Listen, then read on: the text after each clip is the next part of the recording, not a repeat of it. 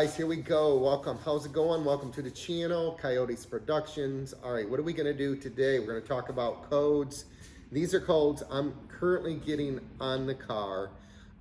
We thought we had a fix. It didn't work out. I cleaned my MAF sensor, and I don't know if that triggered more codes or not. So today we're going to talk about a P2197 code. That was my first code before we ran into a series of other codes after I cleaned the MAF sensor. Now, I don't know if this happened because of cleaning of the MAF sensor or if the codes were already there, lying in the background pending before I was able to catch them. So we are going to suspect that cleaning of the MAF sensor had nothing to do with the added codes because they're all interrelated. So before we get into it, we're going to talk just about a couple products.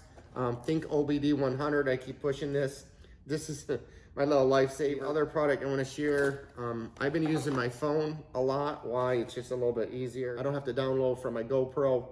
And then we got this little Joby, whatever, a little tripod. It's handheld. It's kind of nice. I'm using it right now, so you can't see it, but this is what it is. This will also be on a link on my channel, just so you know if you guys are interested. Check them out. They're just handy little tools. And then, by the way, the CRC was what we used to clean the MAF sensor. You're probably saying, "Well, if you got codes after cleaning, we don't want to use that." Well, I don't think they're related. But anyways, this is what we use to clean the MAF sensor. You want to make sure you wear gloves. You don't touch it. That's what we did on this car. We'll get back to the codes. We're going to talk about them. And then we're going to fire this back up again and trying to figure out what's going on. I do want to share, I have long tubes. I thought I had extensions on. I am not. My O2 sensors are connected directly to the factory harness. So that eliminates a malfunction with the extension. So we don't have that going on. So the code or the fix for the 2197 was supposedly it's bias stuck lean, bank 2, sensor 1 code stuck open. The fix was a new O2 sensor. We put that on and I had the same end result, okay? I'm still getting on my trims a lean condition on bank 1, or excuse me, bank 2, which is the passenger side of the car. Sensor 1, the front sensor. The rear sensors are turned off, all right? So again, we're gonna go through these step by step. We're gonna talk about them. I'm gonna share them with you. If you guys have this experience or if you got ideas, bring them my way. I want you to understand something. I am learning this. I'm learning with you guys. You guys are probably learning with me, I hope. So I'm forcing myself to get out of my square, to get out of my box. If I'm gonna have a car like this, mod it. I'm gonna try and understand it, try and fix it, and get into the car. We can't have garages continually fixing small fixes because it's gonna nickel and dime us to death. It's enough as far as adding modifications. A lot of times things I can't do, I will let a garage do. I'm limited to what I can do. I can work on things, but after a while, my neck starts going crazy, acting up. Anyways, we'll go back to the codes, and hopefully we can figure this out, right? Figure it out together. I'm gonna put my lentes on here. It's in Spanish. My glasses. So, as I said, the first code, let's read through this. Okay, any code starts with a P denotes powertrain code. So the powertrain control module monitors the air-fuel ratio of the exhaust using oxygen O2 sensors and tries to keep things at a normal air-fuel ratio of 14.7 to 1 via the fuel system. The oxygen airflow sensor outputs a voltage reading the PCM uses. This DTC is set when the air-fuel ratio as read by the PCM is lean, too much oxygen in the mixture, and has strayed so far from the 14.7 to 1 that the PCM can no longer correct it, okay? And that's what we're seeing. If you watch that in my first video when we first discovered this, that trim is way out of whack. The trims are supposed to be fighting to 0, and it's not. They're supposed to be canceling each other out, the short-term fuel trims. and 1 is going way high, and when it goes way high, it's positive. It should max, I believe it was around 30. It's going way up to 64 and kind of pegging there. So anyways, let's proceed. So this code specifically refers to the sensor between the engine and catalytic converter. Bank number 2 is a side of the engine that does not contain cylinder 1. So that's interesting, because cylinder 1 I thought was on bank number 2. So I'm gonna have to go back and check the firing order on a Coyote. So let's do this. So maybe we found the fix. Firing order, I was right. Passenger side, the front left cylinder is number 1, 2, 3, 4, 5, 6, 7, 8. As described in this information, it says bank 2 is not the bank that includes cylinder 1. So for whatever reason, and why I thought this side, I'm going to admit up to my mistakes, because hey, we're only human. For some reason, I thought this side was bank 2. It is not. It is bank 1. The driver's side is bank 2. We changed the passenger side bank 1, thinking it was bank 2 with the new. So maybe we have a fix. So let's get that changed, and maybe we'll see a correction in the air-fuel ratio, and then we can move on. We will replace bank 2, which is driver's side O2 sensor, and get that on and see if it didn't correct the situation. If it does, we won't need to go through these other codes that threw off. So hopefully that's a fix. Let's see what happens. All right, we got it off. I'll let you guys take a look at it. It doesn't look that bad. Again, you can see one side is carboned up.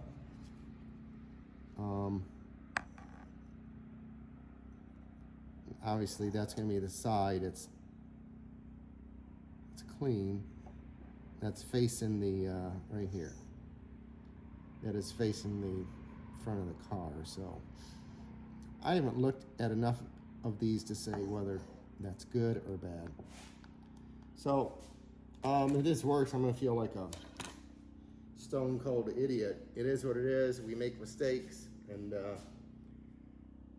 you get things stuck in your head as being correct, and they don't come out of your head. So that's kind of what happened. Unfortunately, yeah, I got things screwed up. Now I know bank 2, driver's side. Bank 1 is where number 1 cylinder is. That's easy to remember. So I didn't think twice about it. I don't know why. But like I said, we make mistakes. Let's fire this up. Let's hope it corrects the problem. We'll watch the trims and see what happens. So by the way, just want to mention this. I'll put the link in the description. The SUA saw, I call it a saw 2300 generator. It's a low idle. It's quiet. It's worked well. It powers a couple LED lights for the garage. It can power some power tools. I had a heater running on it this winter, but it was just too cold, just too cold. It's a great deal, less than $400. Check it out. And again, the part number for the O2 sensor is the DY1185 1X. I will also leave a link there too for you guys.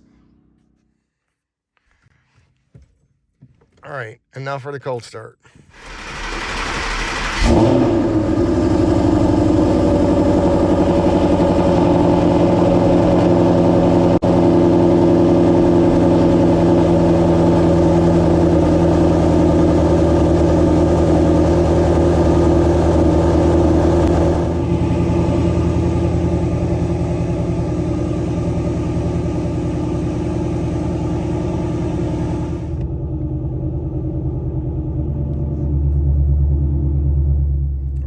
Warm up.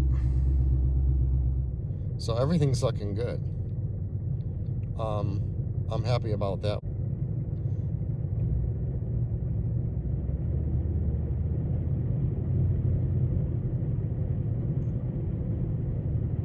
a slight miss in the car though, which I didn't have before.